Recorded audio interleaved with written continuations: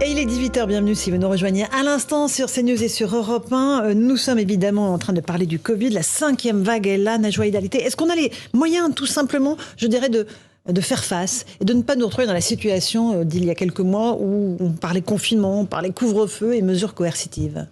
Bon, déjà, on est dans une autre situation par rapport à il y a quelques mois, j'allais dire, puisque aujourd'hui, vous avez quand même plus de 50 millions de Français qui sont vaccinés, qui ont un schéma vaccinal complet. Donc ça, déjà, c'est plutôt positif. Après, ce qui se passe ne peut que nous inquiéter, c'est-à-dire en effet 20 000 contaminations, c'est-à-dire que là, il y a un rebond épidémique. Alors, est-ce qu'on peut faire face à cela ? J'ai envie de vous dire, c'est la vaccination. Parce que là où il faut faire preuve de vigilance, c'est que la vaccination, elle n'est pas optimale partout. Territorialement, je pense aux Outre-mer, mais aussi, je pense aux 6 millions de personnes, et vous l'évoquez très justement, qui ne sont même pas vaccinées, qui n'ont même pas une seule dose de vaccination. Et c'est là la source d'inquiétude. Vous avez à peu près 500 000 personnes âgées de plus de 80 ans qui ne sont toujours pas vaccinés. Eh bien, la solution, je pense, et le gouvernement l'a dit, c'est d'aller au plus près de ces gens. C'est-à-dire d'aller déjà les sensibiliser. Les collectivités locales ont un véritable rôle à jouer là-dedans. La caisse primaire d'assurance maladie aussi. Donc oui, nous avons les moyens de faire face, mais voilà, il faut agir maintenant. Alors ce que vous dites, c'est effectivement la question qu'on se pose tous. Est-ce que cette vague de contamination ne va concerner que les non-vaccinés ? On fait tout de suite le point avec Florian Tardif et je vous passe la parole ensuite. Florian. Cette 5e vague sera-t-elle une vague des non-vaccinés ? C'est une question que nous sommes en droit de nous poser compte tenu des chiffres dont nous disposons. Selon un rapport de l'adresse, la direction de la recherche, des études, de l'évaluation et des statistiques, entre le 25 et le 31 octobre dernier, le taux d'incidence s'élevait chez les non-vaccinés à 155 pour 100 000 habitants, contre 38 pour 100 000 habitants pour les vaccinés de plus de 20 ans. Ainsi, on enregistrait 4 fois plus de tests positifs parmi les personnes non vaccinées que parmi celles complètement vaccinées à taille de population comparable. De même, à taille de population comparable, il y a environ 9 fois plus d'entrées en soins critiques actuellement parmi les personnes non vaccinées. 9 fois plus d'entrées en soins critiques et 9 fois plus de décès selon ce même rapport. Merci Florian Tardif. Les chiffres sont très clairs, Alexandre Devecchio. La vaccination protège quand même des soins critiques et de l'entrée en réa. Oui, c'est une certitude. Après, dans la vague là de contaminés, il y a aussi des gens vaccinés, il y a aussi des gens vaccinés qui vont pas aller en réa. Donc, il faut bien sûr poursuivre, faire en sorte que les personnes les plus fragiles se fassent vacciner le plus vite possible. Mais il faut aussi raison garder. On n'est pas. Je pense pour l'instant, il y a rien. Théoriquement, il y a pas de péril en la demeure, si ce n'est que la situation des hôpitaux est toujours aussi catastrophique dans ce pays, et que j'entends qu'on redoute aussi non seulement cette vague de Covid, mais une vague de grippe, en fait, à laquelle on ne pourrait pas faire face. Donc, la communication autour du Covid permet malheureusement toujours de masquer des problèmes structurels qu'on a à l'hôpital et qu'on n'a pas réglés en 2 ans de crise. Je trouve ça dramatique. Karim Zerébi, sur cette épidémie qui serait une épidémie de non-vaccinés. C'est-à-dire que vraiment, ceux qu'on va retrouver à l'hôpital, on en aura un exemple dans un instant en Gironde, ce sont les gens qui ne sont pas du tout vaccinés.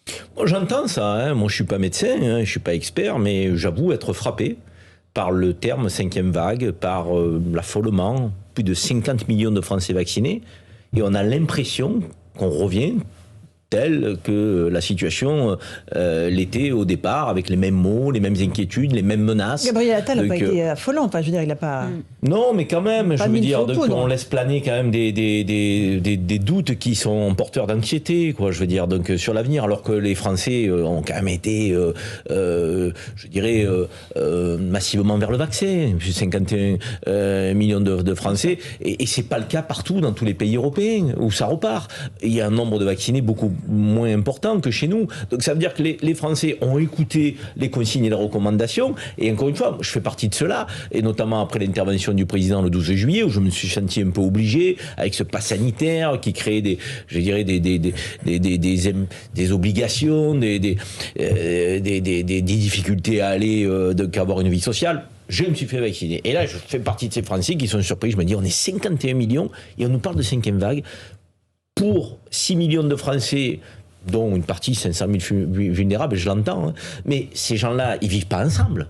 Ils vivent pas en communauté, ces gens-là. Ils se fréquentent pas tous les jours. Ils sont sur tout le territoire national. Ce que je veux dire par là, c'est que ils voient leurs proches, ils sont pas isolés chez eux. Oui, mais la réalité, c'est que, en fait, ce qui a changé, il faut le dire, c'est qu'au départ, même les plus grands épidémiologistes, les médecins, nous expliquaient que la vaccination allait nous prémunir de pouvoir l'attraper et de pouvoir le transmettre. Et donc, on se disait, on va casser la chaîne de transmission. Or, c'est pas ce qui s'est passé.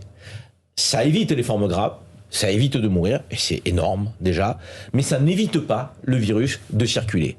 Et donc c'est parce qu'il circule encore qu'on n'est pas sorti de l'auberge. C'est-à-dire que ce vaccin, c'est pas comme les autres vaccins. Il y a d'autres vaccins où on se dit, vous êtes vacciné, vous n'attraperez pas la maladie. Vous ne l'attraperez pas. Le vaccin vous prémunit de ça. Ben non, contre la Covid, là encore une fois, on n'est pas protégé. Effectivement, et ce qui n'a pas changé non plus, c'est l'hôpital. On en est encore là parce qu'il y a quand même un déficit structurel de lits, qui se sont encore diminués. Et quand on interroge les médecins, je le répète, ceux qui craignent, c'est pas tant la vague de Covid dont on en bat les oreilles, c'est la vague de grippe sévère, de pneumonie, etc. Allez, on va les écouter, ils redoutent un peu tout en même temps. Jean-Claude, un petit mot là-dessus. Bon, écoutez, c'est cette épidémie non vaccinée. Je pense qu'on aura effectivement à faire face à une nouvelle vague, qu'on appelle la 5e. Maintenant, à savoir en quel état seront les cas positifs. Et on peut espérer, c'est quand même les bienfaits du vaccin, qu'une immense majorité d'entre eux n'iront pas en réa, n'iront pas en soins intensifs à l'hôpital et feront des formes peu graves de la maladie, une grosse grippe, fatigue de 2-3 jours, perte du goût et de l'odorat. C'est déjà assez ennuyeux si ça dure. Mais je pense que quand même, la situation n'est pas du tout la même que celle que nous connaissions il y a 1 an. Il y a quand même plus de 50 millions de Français qui sont maintenant vaccinés. La vaccination, non pas de la 3e dose, il faut parler du rappel, si j'ai bien compris. Le rappel est en train de se mettre en place. Et pour les plus de 65 ans, je crois qu'il en reste pas loin encore d'1 million. Qu'il faut absolument injecter cette 3e... Pour les plus de 50 ans, c'est le 1er décembre. C'est très très vite aussi. Ensuite, suivront les plus de 50 ans. Donc, il y a quand même... encore une fois, moi je suis pas médecin non plus. Il y a 2 chiffres à regarder. C'est l'entrée dans les hôpitaux, en soins importants, puis ceux qui ont besoin quand même d'aller à l'hôpital pour se faire soigner. J'ai ceux d'aujourd'hui. Il y a 360... Au 16 novembre, hier, il y avait plus 373... personnes qui sont entrées à l'hôpital, ça doit nous faire un total de 1500 ou 1600, et il y a eu 85 entrées en soins critiques, donc dont la vie, entre guillemets, peut être menacée. Donc, je pense qu'on peut risquer l'idée qu'on est pour le moment, que les hôpitaux pour le moment, en dépit des difficultés que tu signalais à juste raison, tiennent à peu près le choc. Est-ce que ça va durer encore ? C'est un virus respiratoire saisonnier.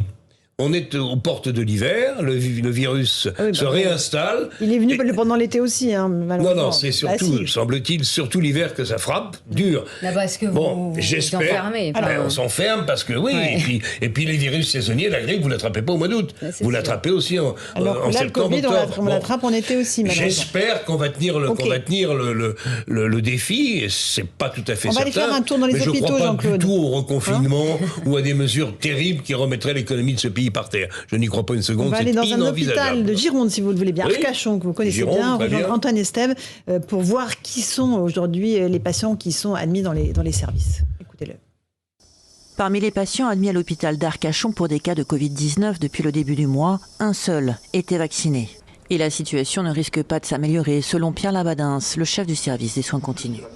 C'est des gens qui, par principe, sont contre le système de vaccination. Une fois qu'ils sont dans la filière de la prise en charge de soins et qu'ils sont contaminés, ils ont une vision des choses qui est radicalement opposée à ce qu'ils pensaient auparavant. Malheureusement, c'est trop tard pour eux, même si on n'a pas forcément de forme excessivement grave. Les personnels soignants commencent à ressentir un regain d'activité. Pas encore de saturation, mais avec l'arrivée de la période hivernale, Julien Rossignol, le directeur du CHU, préfère tirer la sonnette d'alarme.